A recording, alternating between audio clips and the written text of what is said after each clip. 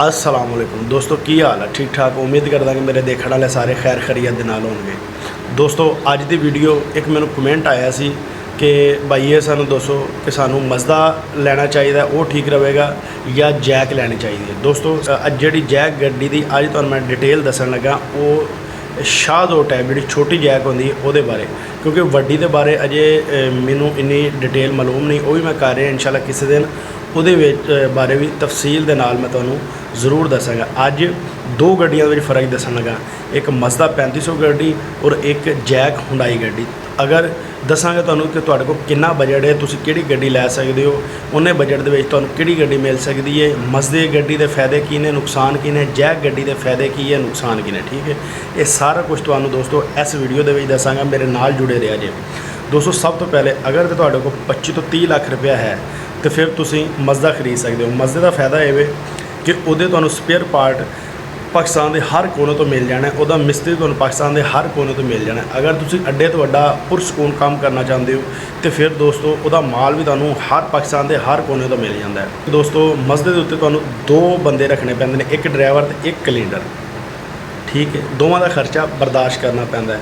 और दोस्तों वड्डी गड्डी है, वड्डे दोस्तों ਉਹਦੇ अगर खुदा ना खासा ਉਹਦਾ इंजन खराब हो जाए, टायर ਉਹਦੇ फट जाए तो फिर नुकसान भी ज़्यादा होता है। दोस्तों जैक गड्डी अगर ਤੁਹਾਡੇ ਕੋਲ 40 ਤੋਂ 50 ਲੱਖ रुपए के दरम्यान अमाउंट है फिर तुसी जैक गड्डी खरीदो। ਉਹਦਾ फायदा ये वो तुसी दोस्तों मंडी तो मंडी अजकल ਤੁਹਾਨੂੰ पता ਜਿਹੜੇ सीजन चल रहे हैं अंब ਦਾ, उस तो बाद ਜਿਹੜਾ चलते हैं अपना खरबूजा, उस तो बाद दोस्तों ਜਿਹੜੇ भी फल फ्रूट सब्जियां चलदियां ने, जैक गड्डी बहुत ज़्यादा कामयाब देखी गई है। ठीक है, लेकिन नुकसान ये कि ਇਹਦਾ स्पेयर पार्ट महदूद जगह तो ही मिलता, क्योंकि थोड़े ही साल होया, थोड़े ही अरसे हुए ने ये लॉन्च हुई है। हुण दोस्तों जी मैं डिटेल बनाई है दोवां गड्डियां के बारे, चल के वो तुहानूं दिखाना। तो पहले मज़दा 3500 इन्फॉर्मेशन, मज़दा 3500 के बारे तुहानूं पूरी डिटेल देना। ठीक है दोस्तों, जी मैं बनाया सफ़र फैसलाबाद तो लाहौर का। ठीक है, लाहौर तो फैसलाबाद ये तकरीबन कोई दोस्तों 300 किलोमीटर का सफ़र बनता टोटल आन जान का,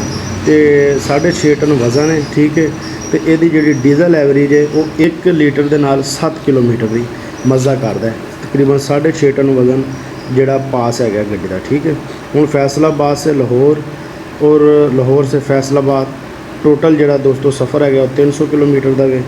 तो तकरीबन अमूमन जोड़ा किराया लगता है, ज़्यादा भी लग जाता है, लेकिन जोड़ा दरम्यानी किराया वो मैं लाया 20,000 रुपये। ठीक है, फैसलाबाद तो लाहौर का, तो लाहौरों फैसलाबाद जोड़ा वापसी का है वो दोस्तों 18,000 रुपये किराया लिख दिता मैं, यह चेक कर लो। ठीक है, तो टोटल किराया हो गया 38,000 रुपये। ठीक है जी, हूँ आ रही है आप खर्चे वाली साइड तो दोस्तों तकरीबन को 42 लीटर डीजल आ गया अपना, तो उन्होंने 300 के नाल ज़रब दी, इस टाइम 300 रुपये लीटर है डीजल।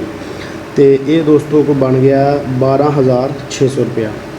2 दिन का रोटी खर्चा पा लो तो 2,000 रुपया बन गया, टूल टैक्स आन जान का 2,000 रुपया, ड्राइवर वापसी 1,500 रुपया।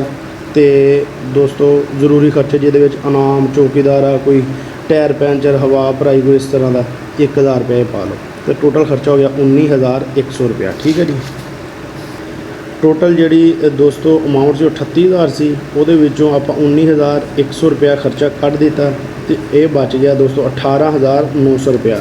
हूँ तकसीम किया उन्होंने 2 ते 9450 रुपये एक दिन दे विच मज़दे की यह कमाई है। ठीक है, अगर तुहानूं माल मिलता रहे तो दोस्तों अल्लाह खैर रखे।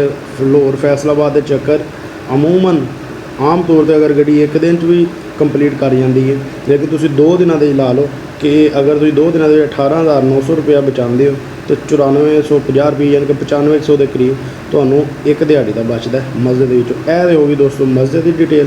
हूँ तो जैक शाहदोर टाइप जी जैक हैगी दोस्तों वो मैं दिखाना है जी। Jack Hyundai information, jack Hyundai मुकम्मल मालूमात। ठीक है, वज़न दोस्तों 2 टन, फ्यूल एवरेज 1 लीटर के नाल 10 किलोमीटर, तो टोटल सफ़र 300 किलोमीटर। हूँ जी फैसलाबाद से लाहौर, लाहौर से फैसलाबाद किराया लग गया दोस्तों 12,000 रुपया। अमूमन दरम्यानी किराया लिखा 13-14,000 भी लग जाता। ठीक है, तो वापसी किराया 10,000 रुपया, टोटल किराया हो गया 22,000 रुपया। ठीक है, हूँ इधर आ जाने आप खर्चे वाली साइड पर।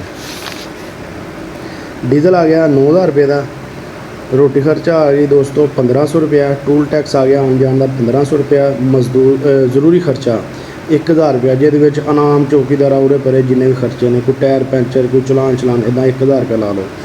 ਤੇ ਟੋਟਲ ਖਰਚਾ ਆ ਗਿਆ 14400 ਰੁਪਇਆ। ਠੀਕ ਹੈ, 22000 ਜਿਹੜਾ ਟੋਟਲ ਕਿਰਾਇਆ ਸੀ ਉਹਦੇ ਵਿੱਚੋਂ 14400 ਰੁਪਇਆ ਕੱਢਿਆ ਤੇ ਪਿੱਛੇ ਬਚ ਗਿਆ 7600 ਰੁਪਇਆ ਜਿਹੜੀ ਇਹਦੀ ਬਚਤ ਆ। ਠੀਕ ਹੈ, 2 ਦਿਨਾਂ 'ਚ ਹੀ ਤੁਸੀਂ ਲਾ ਲਓ 7600 ਰੁਪਇਆ ਤੇ 38 ਇਹਨੂੰ ਜਦੋਂ 7600 ਨੂੰ 2 ਤੇ ਤਕਸੀਮ ਕੀਤਾ ਤੇ 3800 ਰੁਪਇਆ ਪਰ ਡੇ ਬਚਤ ਬਣ ਗਈ। ਦੋਸਤੋ ਇਹ ਗੱਡੀਆਂ ਐਸੀਆਂ ਨੇ ਕਿ ਇਹ ਇੱਕ ਦਿਨ ਦੇ ਵਿੱਚ ਵੀ ਫੇਰਾ ਕੰਪਲੀਟ ਕਰ ਲੈਂਦੀਆਂ ਨੇ। ਤੁਸੀਂ ਦੋਸਤੋ ਇੱਕ ਦਿਨ ਦਾ ਹੀ 3800 ਰੁਪਇਆ ਲਾ ਲਓ ਤੇ ਦੋਸਤੋ ਮਾਸ਼ਾਅੱਲਾ ਫਿਰ ਵੀ ਚੰਗੀ ਭਲੀ ਬਚਤ ਹੈ। ਐਸੀ ਸਾਡੀ ਅੱਜ ਦੀ ਵੀਡੀਓ ਕੈਸੀ ਲੱਗੀ ਤੁਹਾਨੂੰ ਕਮੈਂਟ ਸੈਕਸ਼ਨ ਵਿੱਚ ਜ਼ਰੂਰ ਦੱਸਣਾ।